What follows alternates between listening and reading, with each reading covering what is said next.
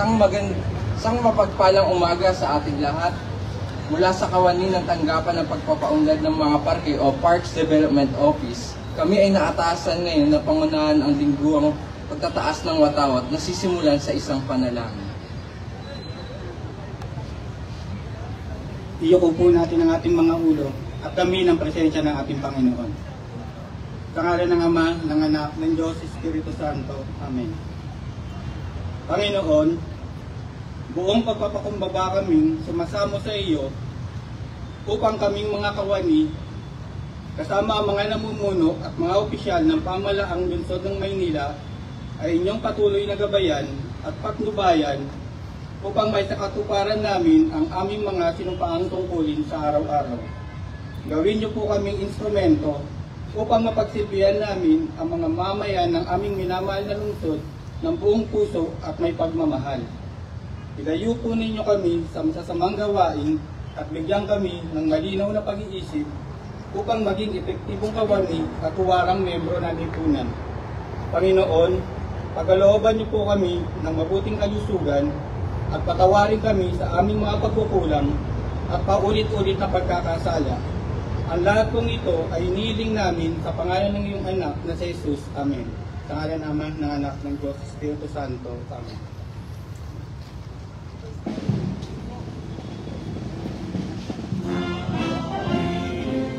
Sa silanganan, alam na puso, sa dibdib mo'y buhay, lupang binira, luya ka ng mag-ibig, sa mandulog, di ka pasisirin, sa dagat at puno, sa sipin at sa langit mong bugaw, may nilagang pula at awit sa panay minamahal, ang isang ng matawag mo'y tabi, ay nananilingin, ang ilawin at araw na kailan, ay di magdidilig, lumalang araw ng walang ipagsinda, buhay langit sa piling mo.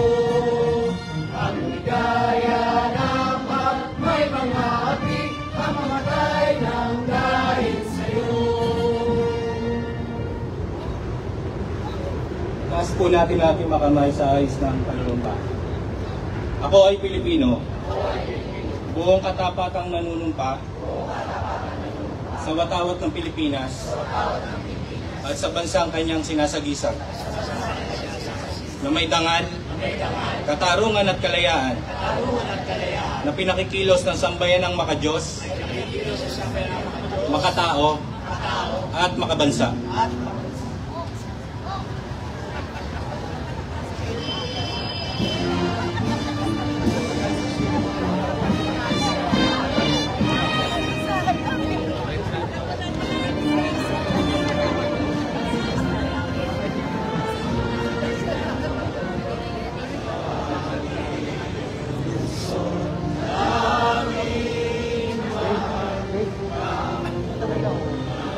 Siya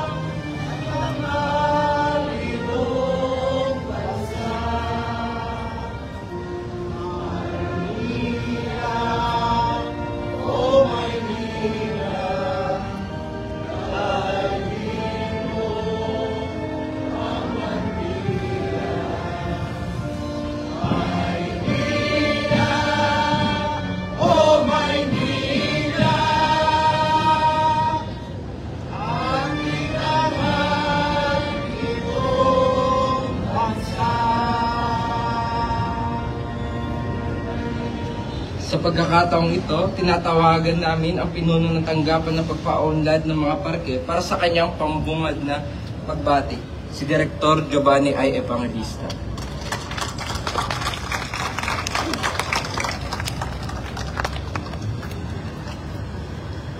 Magandang umaga po sa ating minamahal na Mayor, Hani Lacuna Pangan, Vice Mayor Yul Sermonieto, Secretary to the Mayor, Attorney Marlon Lacson, City Administrator Bernardino Ang, Chief of Staff Sir Josue Santiago, sa ating mga miyembro ng ating sangguniang panglungsod, sa mga kapwa ko direktor at iba't ibang department head sa iba't ibang opisina, at sa lahat ng mga kawani na nandirito ngayon, isang mapagpalang umaga po sa inyong lahat.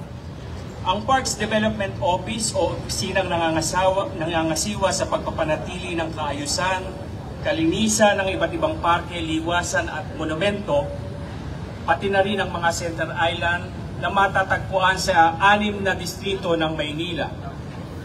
Halimbawa po, itong mga kinatatayo nating lugar, ang Kartilya ng Katipunan, Mehan Garden, Arroceros Forest Park, ang bagong gawa po na Peri-Peri Park sa kanto ng City Hall, itong sa Diticam. At ang mga Center Island, gaya ng Rojas Boulevard, Calao Avenue, Abad Santos, Ramon Magsaysay at marami pang iba. Ang katangian po ng mga lugar na nabanggit ko ay isa lang. Ang lahat ng ito ay may mga tanim na halaman na aming pinangangalagaan at sinisikap na mapanatiling maganda at maayos. Napakalaking hamon po para sa aming opisina na kahit may matinding tagtuyo tayo ngayong panahon na to, bunga ng El Nino, ay sinisikap naming mapanatili ang kanilang maayos at magandang kalagayan. Pero napakahalaga po na sa simula pa lang ng pagpaplano dun sa mga lugar na ito, ay piliin na yung tamang halaman na itatanim upang sa gayon po ay hindi na tayo nagiging maaksaya. Halimbawa po yung mga halaman na bonggambilya na talaga namang subok na dahil ito po ay mga drought resistance, less maintenance po.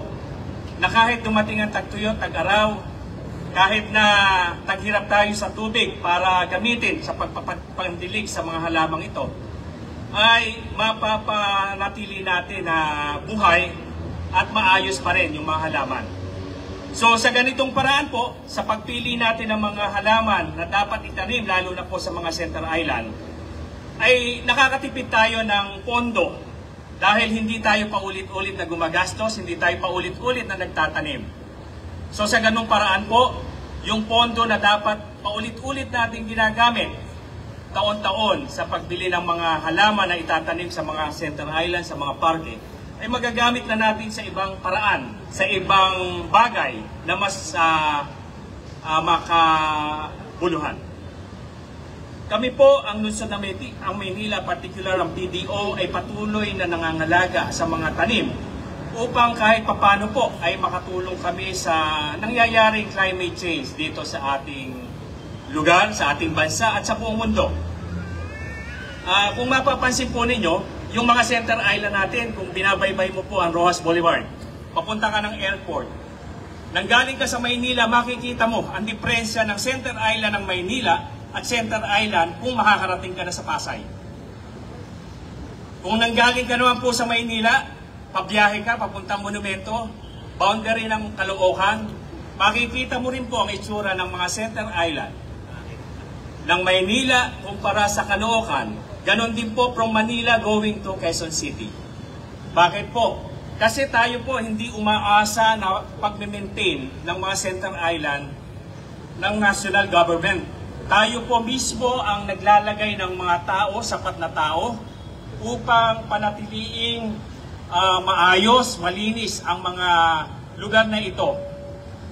Napapansin ko nga po, kung ang tayo po ay nag-assign ng mga tao dito sa mga Center Island na to, sa mga side streets ng Rojas Boulevard, Baywalk area, doon din po nag-a-assign ng tao ang MMDA at DPWH. So siguro po gusto nila kung saan malinis, kung saan maganda, doon sila nakikisama na mag-maintain din ng malinis at magandang lugar.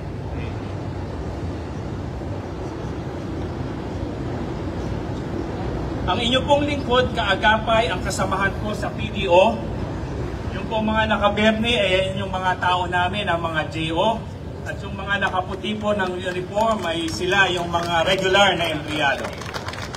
Ay gagampanan po namin ang aming tungkulin at gawain sa ating mahal na lungsod ng Maynila.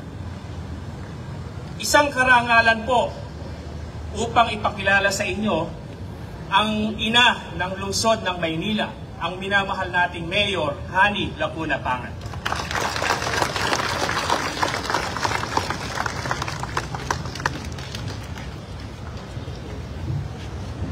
Maraming salamat, Direktor Giovanni Evangelista ng Parks Development Office at sa lahat ng iyong mga kasamahan sa iyong tanggapan. Alam ninyo, hindi ho madali ang kanilang ginagawa sa araw-araw. Yung pag-maintain ng lahat ng ating mga open green spaces dito sa ating lungsod. Nabanggit na po niya yan isa-isa. Isang makakalikasang umaga sa inyong lahat. O naman, PBO na, kalikasan pa nakalimutan mo. Alam po ninyo,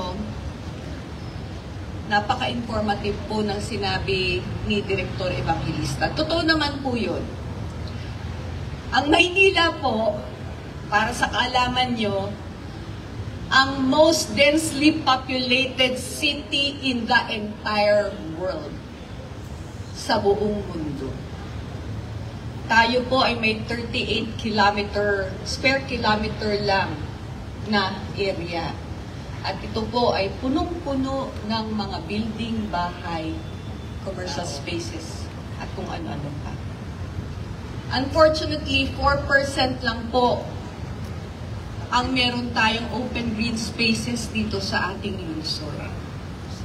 Kaya po, kahit papano, sa pamamagitan ng PDO, ito pong mga open green spaces natin ay pinapanatili nating maayos. Puno ng mga halaman. At gaya nga po ng sinasabi ko, lalo na ngayon El Nino, napakahirap po i-maintain ang magandang ayos ng ating mga halaman. Pero dahil po sa pagsisikap ng ating PDO, lalong-lalo na po yung nasa field, yung nakikita po natin na nagtatanim, naglilinis ng ating mga center island. Alam niyo, minsan po kahit hindi na natin sakop, tayo pa rin ang naglalagay ng mga halaman. Kasi gusto po natin yung kakaunting espasyo na meron tayo ay punong-puno ng mga halaman. Inaanyayahan ko rin po kayong lahat. Walking distance lang naman. Silipin naman nyo yung Arroceros Forest Park natin. Nang sa gayon ay mahikayat nyo iba pang mga Manileño na dumalaw din, libre naman. Doon kayo magmuni-muni, magpalamig, mag-relax. Ito naman po ay bukas. Makita nyo yung tinatawag nilang last long sa Manila. Kaya po, sana tulong-tulong tayo, hindi lamang sa kalinisan, lalo na po natin mapagyabong ang ating kapaligiran. Kung may pagkakataon kayo sa inyong mga sariling bakod, bakit hindi kayo magtanim? Paramihin po natin ang ating mga green spaces dito sa Maynila. Yun po ang kulang na kulang tayo. At sana po, pahalagahan natin in general ang ating pong kalikasan. On the other hand, mamaya po ay magbibigay tayo ng parangal sa mga nagsipagogi sa ating Interdepartmental Sports Fest na ginanap noong nakaraang taon. Congratulations po sa lahat ng mga nagwagi. Sabi nga nila, di ba, hindi maaari puro trabaho na lang. Dapat meron din tayong kunting kasiyahan, kaunting exercise, at isang friendly competition sa mga kawani ng ating pamahalaan. Again, congratulations po sa inyo. At muli, atin pong simulan ng ating linggo ng masaya, maayos, mapaglingkuran po natin ang ating mga kababayan ng tama dahil tayo lang po ang kanilang inaasahan. Magandang umaga po sa inyong lahat.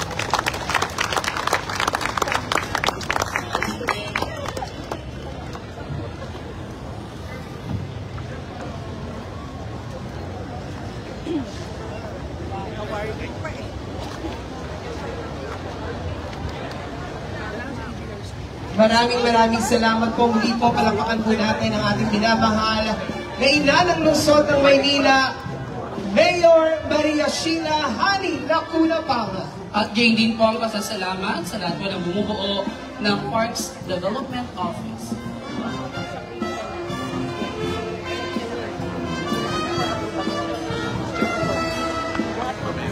Lipat po kayo dito! Lipat po kayo dito!